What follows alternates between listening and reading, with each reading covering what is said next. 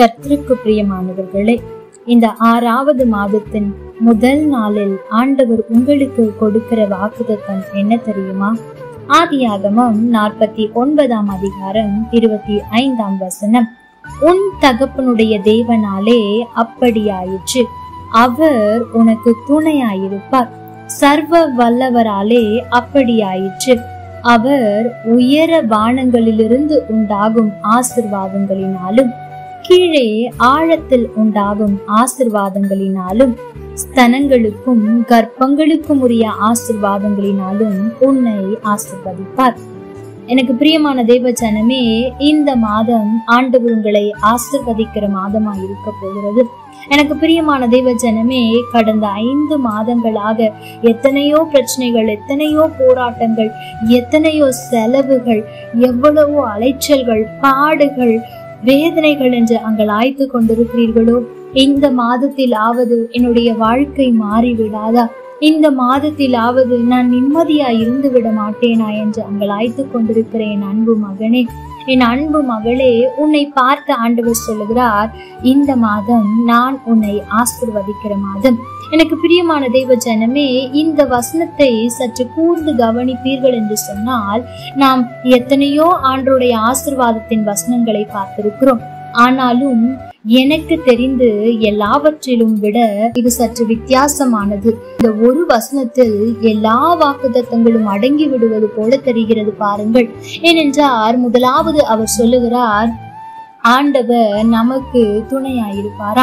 எனக்கு பிரியமான தேவ ஜனமே, ஆண்டவர் நமக்கு துணையாயிருந்தாலே எல்லா ஆசீர்வாதங்களும் கிடைத்துவிடும். அது மாத்திரமல்ல, அதற்கு மேலாக அவர் சொல்லுகிறார், உயர வானத்தில் உண்டாகும் ஆசீர்வாதம் என்று. ஆம், எனக்கு பிரியமான தேவ ஜனமே, உயர வானத்திலும் ஆசீர்வாதத்தை கொடுப்பாராம். கீழே பார்த்தாலும் கூட ஆழத்தில் உண்டாகும் ஆசீர்வாதமாம். கற்பத்தின் கனி என்று எல்லா ஆசீர்வாதங்களையும் இங்க கொடுக்கப்பட்டிருக்கிறது. எனக்கு பிரியமான தேவ ஜனமே, வானத்திலிருந்து உண்டாகும் ஆசீர்வாதம் என்றால் நான் இப்படியாய் சொல்ல விரும்புகிறேன். ஆண்டவர் கொடுக்கும் ஆசீர்வாதம் இந்த பூமியின் ஆழத்தில் உள்ள ஆசீர்வாதம் என்று சொன்னால், நீங்கள் ஆதியாகமத்தில் வாசிப்பீர்கள் என்றால், நீங்கள் விதைப்பது உங்களுக்கு கொடுக்கப்படும், நீங்கள் செய்கிற வேலையின் பலனை நீங்கள் புசிப்பீர்கள் என்று ஆண்டவர் ஆதாமுக்கு சொல்லுகிறார். உன்னுடைய வேர்வையினால் வருகிற பலனை நீ புசிப்பாய் என்று. இந்த இடத்தில் ஆழத்தினால் உண்டாகும் ஆசீர்வாதம் என்றால் நாம் பிரயாசப்படுகிற எல்லா காரியத்திற்கான ஆசீர்வாதம், அதாவது இந்த உலகத்தில் வாழ்வதற்கான ஆசீர்வாதமும் நமக்கு கொடுக்கப்படும். 3வது ஒரு காரியம் சொல்லப்பட்டிருக்கிறது, கற்பத்தில் உண்டாகும் ஆசீர்வாதம். இன்றைக்கு இந்த வார்த்தையை கேட்கிற நீங்கள் ஏதோ ஒரு காரியத்தில் மலட்டுத்தன்மையா இருக்கிறீர்களோ? வெறும் கற்பத்தை மாத்திரம் நான் சொல்லவில்லை. இன்றைக்கு அநேகர் ரட்சிக்கப்பட்டு பல வருடங்கள் ஆகிவிட்டது, ஆனாலும் ஒரு ஆத்மாவை கூட பெற்றெடுக்காத எத்தனையோ பேர் இருக்கிறார்கள். எனக்கு பிரியமான தேவ ஜனமே, இந்த மாதத்தில் ஆண்டவர் அதையும் நிறைவேற்றுவேன் என்று சொல்லுகிறார்.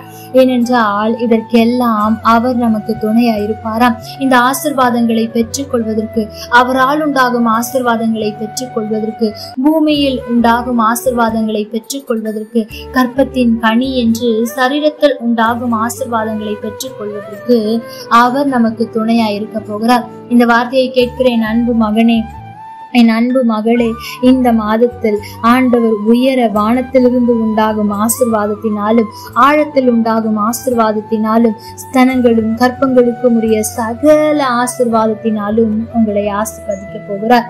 அதை பெற்றுக்கொள்ள ஆயத்தமாயிருங்கள். கர்த்தர் தாமே உங்களோடு கூட இருந்து உங்களை ஆசீர்வதிப்பாராக. ஆமென். லைக் பண்ணுங்க, ஷேர் பண்ணுங்க, கமெண்ட் பண்ணுங்க.